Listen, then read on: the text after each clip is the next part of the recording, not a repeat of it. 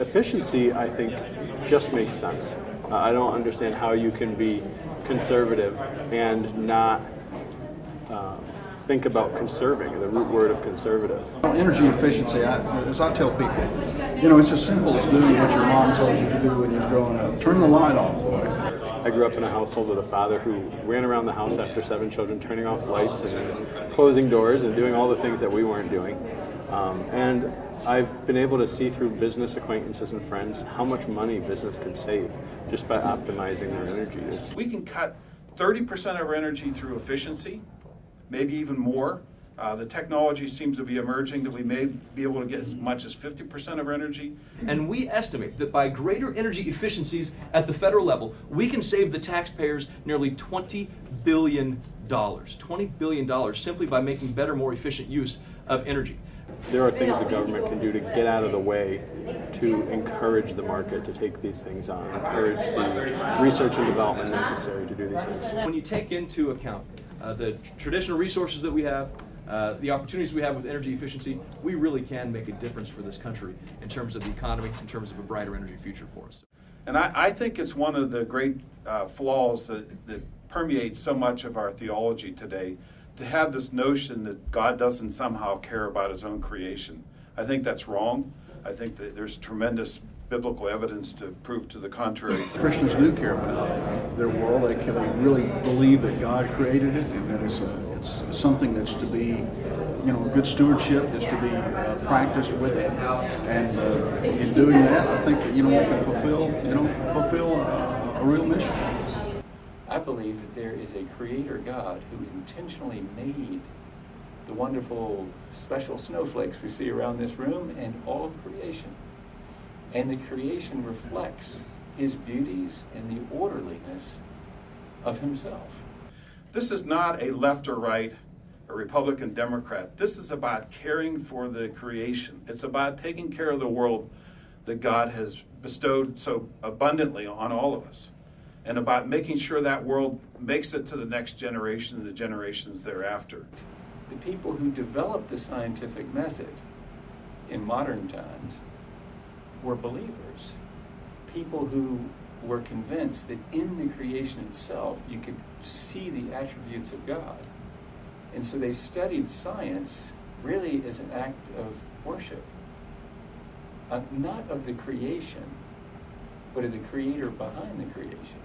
I think it's really important that the Christian community stand up and take a stand for proper stewardship. Opportunities to create new means of generating energy became more important to me when I heard about the military case for this.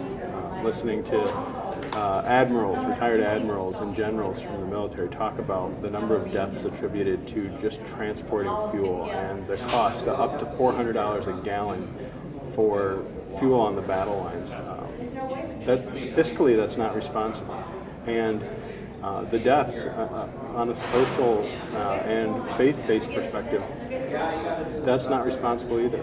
We're not doing everything we can to protect our men and women. You spike the price of a gallon of or a barrel of petroleum by $10. That costs the Department of Defense about $1.3 billion, just that spike.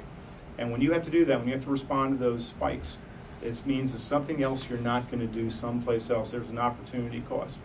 It's a stated policy of our nation, and I don't mean this in a negative way, to preserve access to oil overseas. We're spending, billions and billions of dollars of our defense dollars in order to preserve that access to foreign oil. So anything that we can do to reduce consumption on our domestic side actually is, I think, an important part of our national security policy. But every administration has had a crisis with energy, and everybody's had a bite at the apple. Yet here we sit, and I'll tell you, if Iran threatens to close the Strait of Hormuz tonight, you're going to see the spike on gasoline go up tomorrow, and we are going to be held hostage to it. So it's time to start looking at some of these alternative energy sources. It's money, it's business, it's American business. That's why we need to get involved in this thing. I think it's been made political, by a lot of people. I believe it's a common sense issue. Really, I mean, it's just a no-brainer. You take care of what you've got, and you can sustain it. We have this undeserved inferiority complex when it comes to energy and climate. We apparently think we're no good.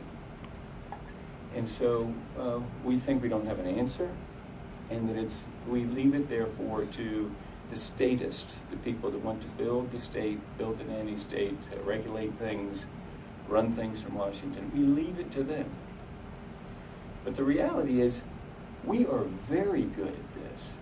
This is our answer. We're the kid in class who knows the answer to this question, who needs to raise his or her hand. There's not a sentiment out there of I don't like green energy, I don't like energy efficiency, I don't like renewable energy.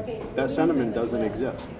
What does exist is a tendency to automatically place all talk of renewable energy into the liberal category of the talking points of really what I consider to be worship of the creation and not the creator. My view is that conservatives are the people who add substance to the sentiment offered by the left. The left often has good sentiment. They want everybody to breathe nice, clean air. Isn't that sweet? That's very nice. Now, how are we going to do it? For conservatives, it's not really a problem with the message of renewable energy or energy efficiency. It's a problem with how do we deliver this in a way that meets all of our free market principles? How do we do it without mandates? How do we do it without subsidies? And that's the real questions conservatives have. If we can answer those questions in a satisfactory manner, I think we would have a very much on-board conservative group. We're into the crowd that says, let's make more energy more readily available around the world, more inexpensively and more cleanly. And there's a way to do that. If we hook up the power of free enterprise to energy.